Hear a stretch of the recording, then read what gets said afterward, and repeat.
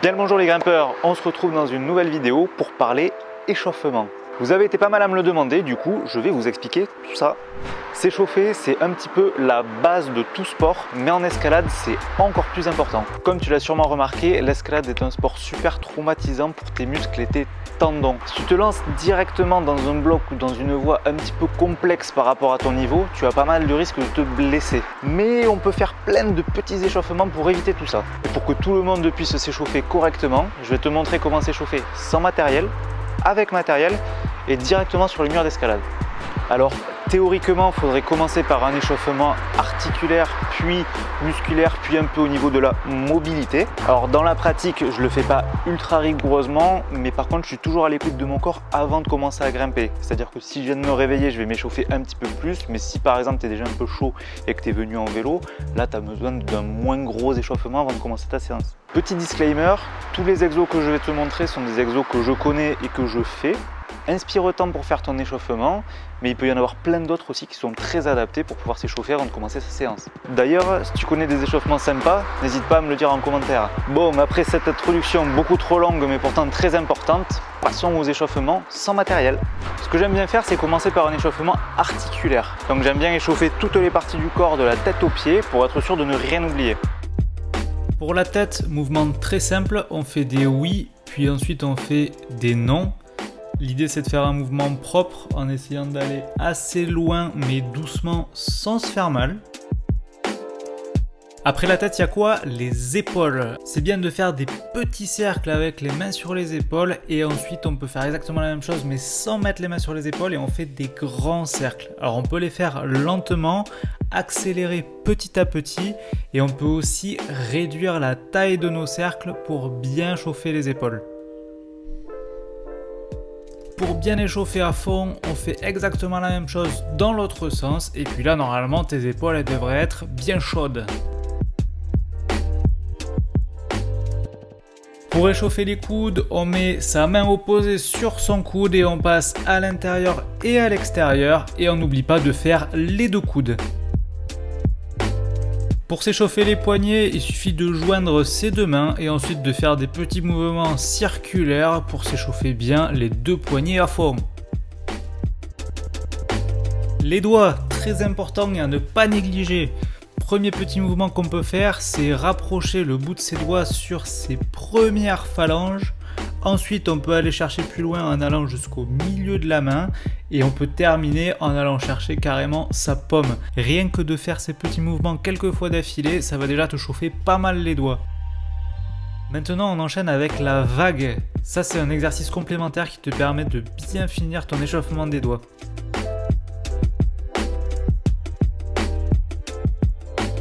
Pour le dos, on fait ce que l'on appelle le chat. Donc on fait dos rond, dos creux. Ce qui est important quand on fait le dos creux, c'est de bien serrer les fesses pour pas se péter le dos en deux. Ensuite, on peut regarder à droite et à gauche. On regarde sa fesse droite, sa fesse gauche. Et ensuite, on peut enchaîner en faisant des petits cercles. Au final, qu'est-ce que c'est? C'est juste du fesse droite, dos creux, fesse gauche, dos rond. Tu peux aussi te mettre debout et faire quelques petites torsions de gauche à droite pour te débloquer bien comme il faut la colonne vertébrale. Pour réchauffer le bassin, on écarte les jambes largeur de bassin et on fait des petits mouvements circulaires en pensant aussi encore une fois à bien serrer les fesses quand on passe devant pour pas se faire mal au dos. Pour les genoux, j'aime bien mettre mes mains sur mes genoux et faire des petits mouvements circulaires tout en descendant et en remontant et en faisant exactement la même chose dans le sens inverse. Pour t'échauffer la cheville, t'attrapes ta cheville droite avec ta main droite, tu la mets sur ton genou gauche et ensuite tu te sers de ta main gauche pour faire des petits cercles avec ta cheville. Là l'idée c'est d'essayer d'aller chercher un petit peu loin mais toujours très doucement pour ne pas te faire mal. Tu peux aussi manipuler un petit peu tes orteils pour qu'ils se préparent à accueillir ces super chaussons très confortables que sont les chaussons d'escalade.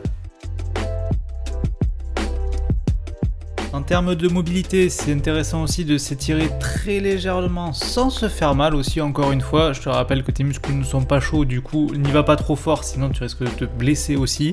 Par contre, ça peut leur donner un petit peu d'élasticité. Moi je le fais vraiment très doucement, surtout que je suis très peu souple des poignets. Donc essaye de faire un petit peu dans les deux sens, les antagonistes. Et puis normalement, tes muscles et tes tendons devraient être prêts pour une belle séance d'escalade.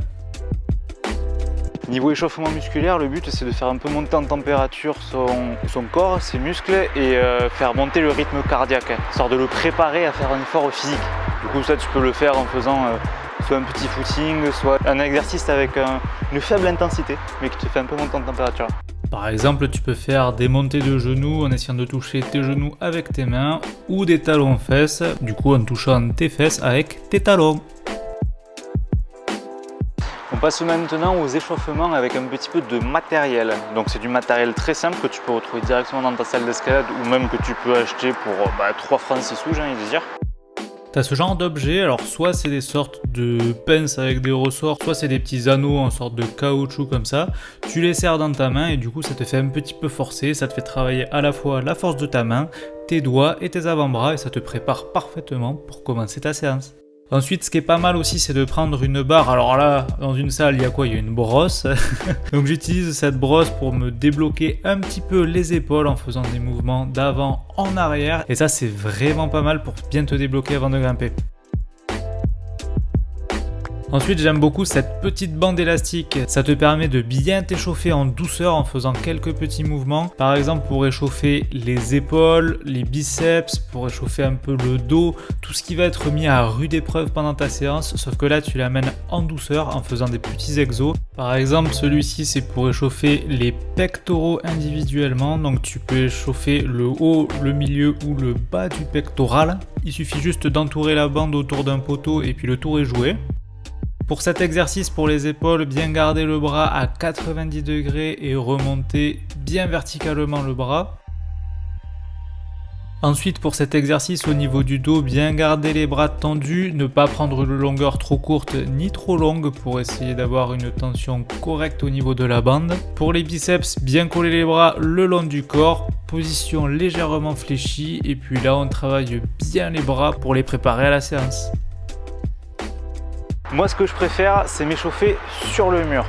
Du coup comment je fais? En fait je fais des blocs relativement simples par rapport à mon niveau en utilisant des prises pas agressive pour les doigts. Ça je vous montrerai un petit peu ce que c'est qu'une prise traumatisante ou pas, parce que c'est des arquets ou des réglettes, etc. Et ça, si t'es pas chaud, ça peut te traumatiser un peu tes tendons, tes poulies, etc. Et tu peux te blesser très facilement. Du coup moi j'évite ce genre de prise quand je dois m'échauffer. Par contre des bons gros bacs comme ça, ou des prises qu'on peut prendre à pleine main, où c'est juste le muscle qui travaille et l'appréhension de la prise, mais pas les doigts à proprement parler, ça va te faire un échauffement plus progressif. Et pour faire un échauffement en profondeur et bien complet, j'aime bien grimper doucement et le plus proprement possible. Donc j'essaye de faire le moins de bruit et la grimpe la plus fluide possible en fait.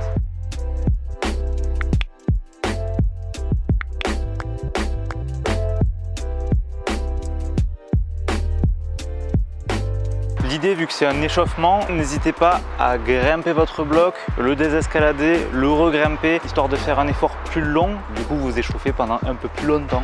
Ce qui est bien aussi avec ce type d'échauffement, c'est que ça va vous aider à progresser en technique, parce que vous allez faire directement des efforts dont vous avez besoin en escalade, et parce qu'en plus, vous travaillerez des mouvements qui vous seront utiles pour d'autres blocs. Du coup, on appelle ça de la grimpe en statique, et le but est de maîtriser tous les mouvements qu'on fait du début jusqu'à la fin. Ne jamais être en situation de déséquilibre ou de problème quand on s'échauffe en faisant ce genre d'exercice. Essaye aussi, tant qu'à y être, de grimper en essayant de poser le mieux les pieds possible et en essayant de te placer un peu différemment sur le bloc pour essayer d'avoir les sensations de si ton poids du corps à gauche ou à droite c'est mieux, ou monter, descendre, pour essayer de te déplacer un petit peu dans l'espace pour voir ce qui correspond le mieux à ton bloc pour que tu réussisses mieux les suivants.